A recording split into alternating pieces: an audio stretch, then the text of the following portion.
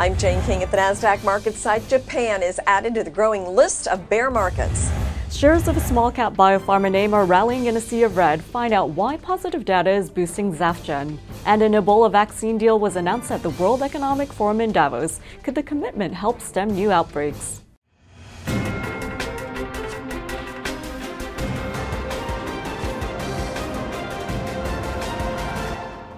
Welcome to Small Cap Nation. I'm Jane King at the NASDAQ market site in Times Square. Japan's Nikkei is now officially in a bear market. That's 20% below its high. Oil has fallen to its lowest level in 12 years, trading below $28 a barrel. And the Russell 2000 index of small cap stocks fell into a bear market last week. Tech and biotech stocks have been especially hit hard in the 2016 sell-off. Well, Martin Shkreli, the former hedge fund manager turned pharmaceutical executive who was charged with securities fraud, is in the market for a new lawyer. The legal team at Arnold & Porter, the big Washington law firm that was representing Shkreli, filed a letter in the federal district court in Brooklyn saying that he was in the process of retaining new lawyers. Shkreli, for his part, has continued to take to Twitter, streaming videos, and traditional news outlets to proclaim his innocence and act as if not much has changed in his life. Well, Vail Resorts says it has added a 78-year-old Wisconsin ski area to its portfolio of Midwest urban resorts. Wilmot Mountain is located roughly midway between Chicago and Milwaukee, just north of the Wisconsin-Illinois line. The company already owns the Afton Alps ski area in Minnesota and Mount Brighton in Michigan, which it acquired in 2012. Wilmot Mountain was founded in 1938, and it was the first in the Midwest to introduce snowmaking. Vail Resorts' announcement says it now has 25 ski trails, 4 terrain parks, and a 23-lane tubing hill. Well, lots of small-cap companies making news today. Here's a look in today's small-cap wrap. Mellanox CEO prevails as shareholders approve the X-Chip acquisition. TE Connectivity said its earnings fell 25% in the latest quarter as it was impacted from a strong U.S. dollar, and that weighed on revenue. The company did see weakness in its industrial market and soft demand in China.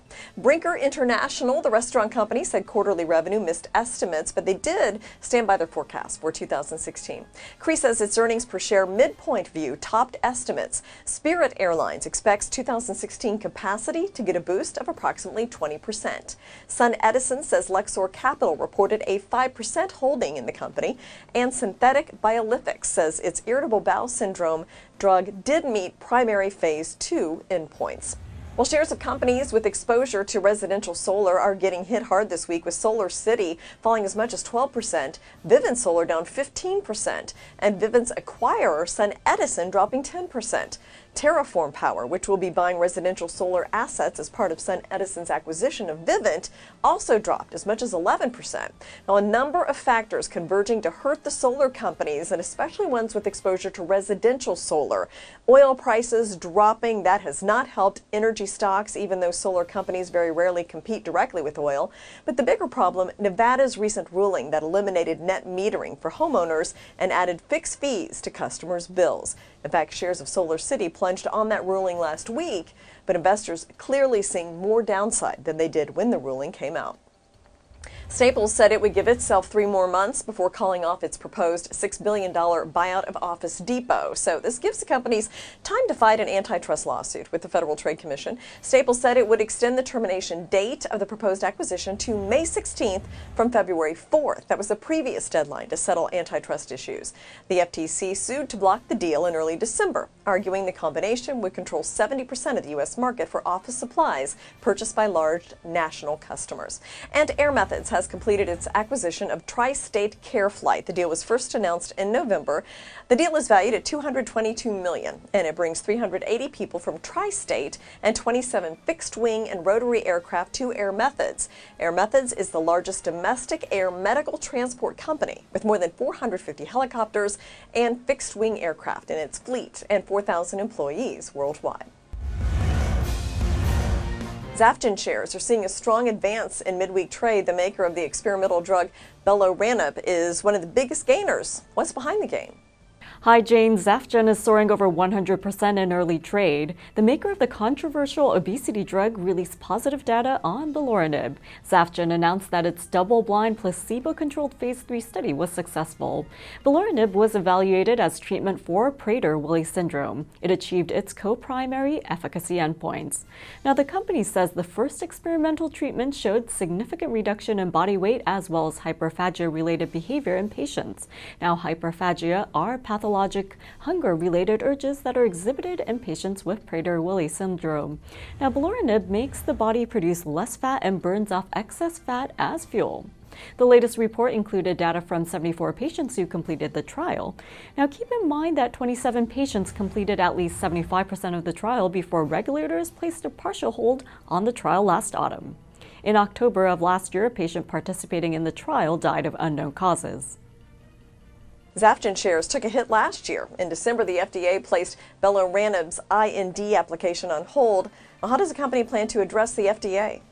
Good question, Jane. The FDA placed a complete clinical hold on beloranib on December 2nd.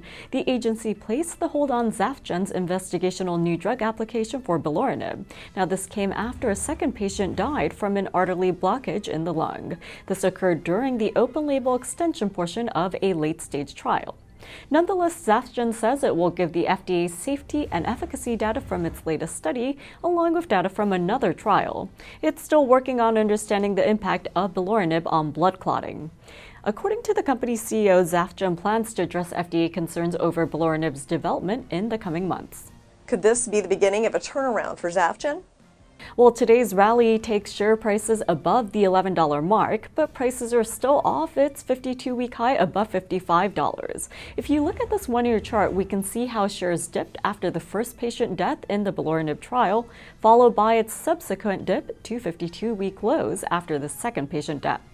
Now, with today's move, the market cap of the Boston, Massachusetts-based company is roughly at $315 million. This is significant, especially since Zafgen lost over 80% of its value in the past 12 months. Now, there are existing obesity drugs on the market, but many solutions work by suppressing appetite.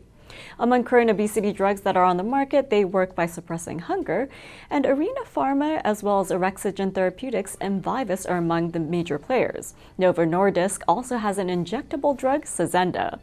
Although Novo's main focus is on diabetes treatments, its approach of developing drugs to help patients lose weight makes sense. As for Zafgen, beloranib met its main goals in the phase 3 trial. It succeeded in reducing weight and hyperphagia behaviors compared to placebo. With statistically significant results, there is still a long road ahead for the company. The FDA still has to release the clinical hold on the drug, and data is still necessary before Zafgen can file for approval. Also, the issue of blood clotting risks need to be addressed. Basically, this means more research and time is necessary to weigh the risks as well as benefits.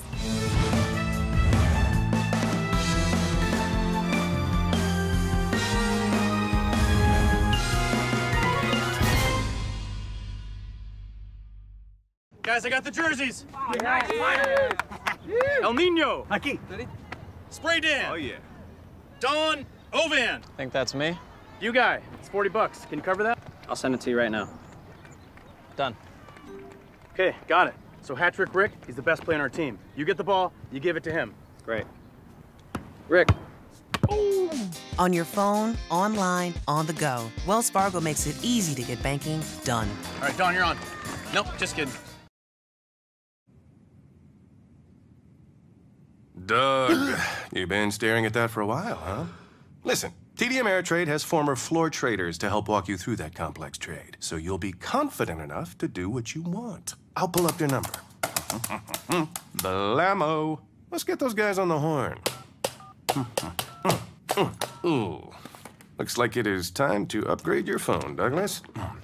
For all the confidence you need, TD Ameritrade. You got this. Let's go, Serena. Fight, fight. Come on, fight. Can't stop me now. Come on, Serena. Can't stop me now. You don't want me. Can't mess with this. Back to the top. Here we go. You don't want me. 4, 5, 6. Whoa, stop. Let's go back. 1, 2. Whoa, we're going to stop there. I bet we can do it even better. It took tennis legend Serena Williams fencing champion Tim Morehouse, and the world-famous Rockettes years to master their craft. But it took them only moments to master paying bills at Chase.com, depositing checks at Chase ATMs, and transferring funds on the mobile app.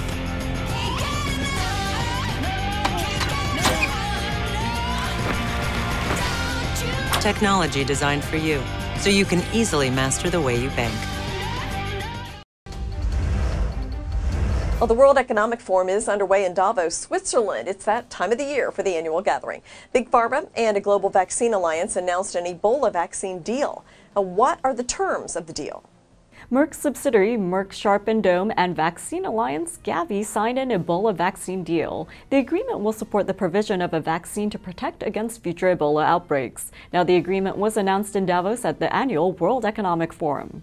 Against a snowy backdrop, the details of the deal were detailed. Merck will submit an experimental Ebola vaccine for approval by the end of next year, and it will ensure that 300,000 vaccine doses are available by May of this year. Meanwhile, Gavi pledged $5 million to develop Merck's vaccine. And additionally, Merck submitted an application to the World Health Organization for use of the vaccine during an emergency. Merck has reasonable debt levels and valuation levels, as well as growth in net income and profit margins. Today, Merck shares are down over 2%, but keep in mind that global equity markets are back deep in the red and that all sectors in U.S. financial markets are down, with healthcare off 1% today. And to give an indicator of the latest sell-off, the MSCI All-Country World Index officially entered bear market territory. Just last week, the WHO announced that the most recent outbreak had come to an end. The following day, Sierra Leone confirmed an Ebola-related death. How effective are current vaccines, and will Merck license its solution? On January 14th, the World Health Organization said that no new Ebola cases were reported in the last 42 days in the West African countries where the disease was most prevalent. And indeed, just a day later after that announcement, an isolated incident confirmed the threat of Ebola. Merck has already submitted an application through the World Health Organization's Emergency Use Assessment and Listing Procedure. If the EUAL is approved, this will provide an opportunity for the vaccine to be used if another public health emergency with Ebola occurs before the vaccine is licensed. Now, vaccine manufacturers are working to develop an effective, safe vaccine. Although early-stage development took place more than a decade ago, no manufacturer had a vaccine in phase 3 trials when the outbreak began. Now, Gavi itself continues to work with all vaccine manufacturers, including GSK and Janssen pharmaceutical companies of Johnson & Johnson. As for Merck, its vaccine is still in the investigative phase, but interim analysis from a randomized phase 3 vaccine efficacy trial conducted suggests that the vaccine could be effective against Ebola Zaire. Other major pharmaceutical firms have been manufacturing Ebola vaccine candidates.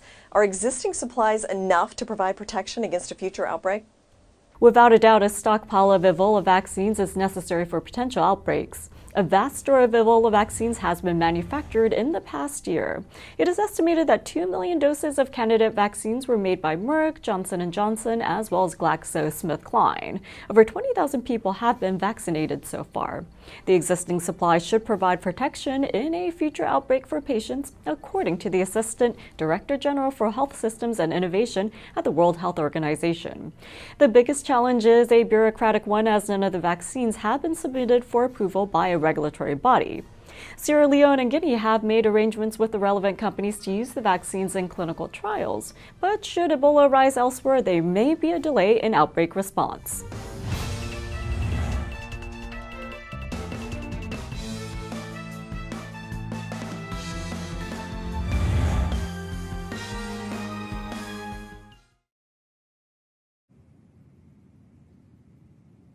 Doug, you've been staring at that for a while, huh?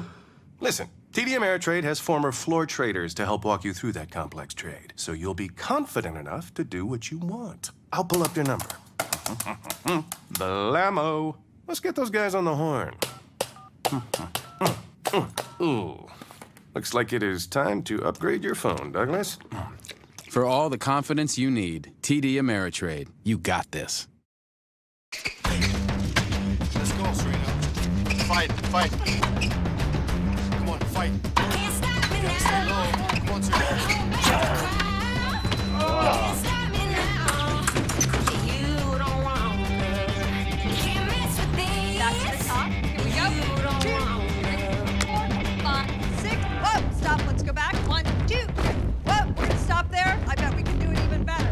It took tennis legend Serena Williams, fencing champion Tim Morehouse, and the world-famous Rockettes years to master their craft.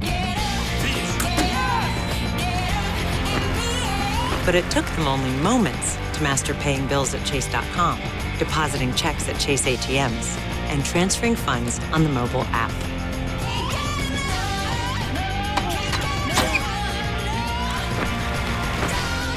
Technology designed for you, so you can easily master the way you bank.